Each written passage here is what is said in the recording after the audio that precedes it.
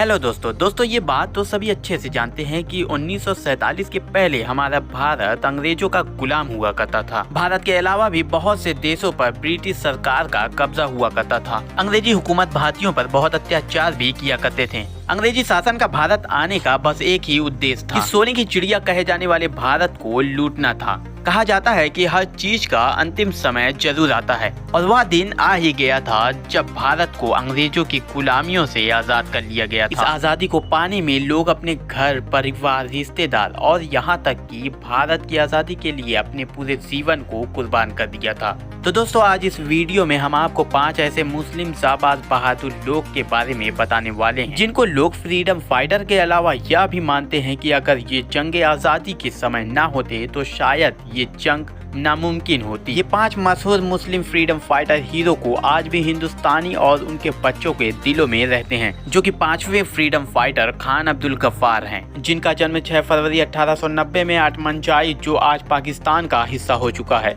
इनकी सबसे खास बात ये है कि ये फादर ऑफ नेशन यानी गांधी जी के साथ हमेशा रहा करते थे। ये भी भारत की आजादी के लिए गांधी जी की राह पर ही कायम थे, जो कि गांधी जी की आजादी की राह अहिंसा थी।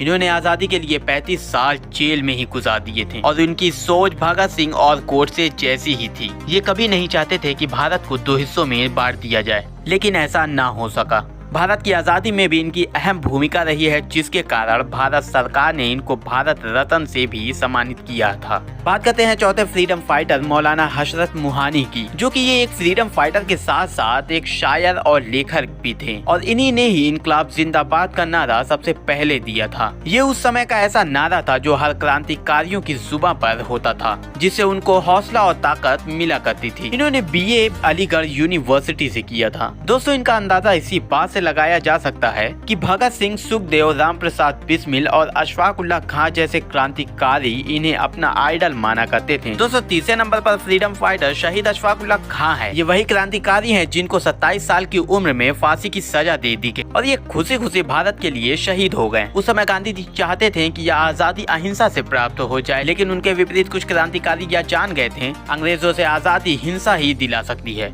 और ऐसी ही सोच के थे। उनमें से एक क्रांतिकारी अशफाक उल्लाह खां, जिनको उनके साथियों के साथ अंग्रेजों की लूटी गई ट्रेन के जुर्म में फांसी दे दी गई, जो यह लूट को काकोरी कांड के नाम से जाना जाता है। दोस्तों दूसरे नंबर पर हैं बहादुर शाह जफर, जिन्होंने 1857 में लड़ी गई पहली जंग आजादी की शुरुआत की थी। ये दुनिया के सबसे ताकतवर मुगल सल्तनत के आखिरी बादशाह थे। इन्होंने भारत की आजादी के लिए अपनी मुगल सल्तनत को खो दिया और साथ ही साथ उनके बेटों को भी गोली मार दी गई। दोस्तों नंबर 1 पर है बहादुर बादशाह टीपू सुल्तान, जिनका कहना था कि गीदड़ की 100 साल की जिंदगी जीने से अच्छा है कि शेर की एक दिन की जिंदगी जीऊं। इनको भारत के इतिहास में पहला फ्रीडम फाइटर भी कहा जाता है। इनकी बहादुरी का अंदाजा इस बात से भी लगा सकते हैं कि जब अंग्रेज भारत पर कब्जा करने की सोचते तो कहा करते थे भारत में जाने का डर का कारण बस टीपू सुल्तान ही है, और जब तक टीपू सुल्तान जिंदा थे तब तक अंग्रेजों ने भारत पर कब्जा नहीं किया। लेकिन अफसोस निजाम और मराठे अंग्रेजों से मिलकर टीपू सुल्तान को मार दिया गया, जिसके कारण अंग्रेजों ने तब कहा था कि अब ये भारत हमारा। तो दोस्तों कैसे लगी वीडियो, लाइक, कमेंट, सब्सक्राइब करें। फिर मिलते हैं ऐसे इंटरेस्टिंग जानकारी के साथ।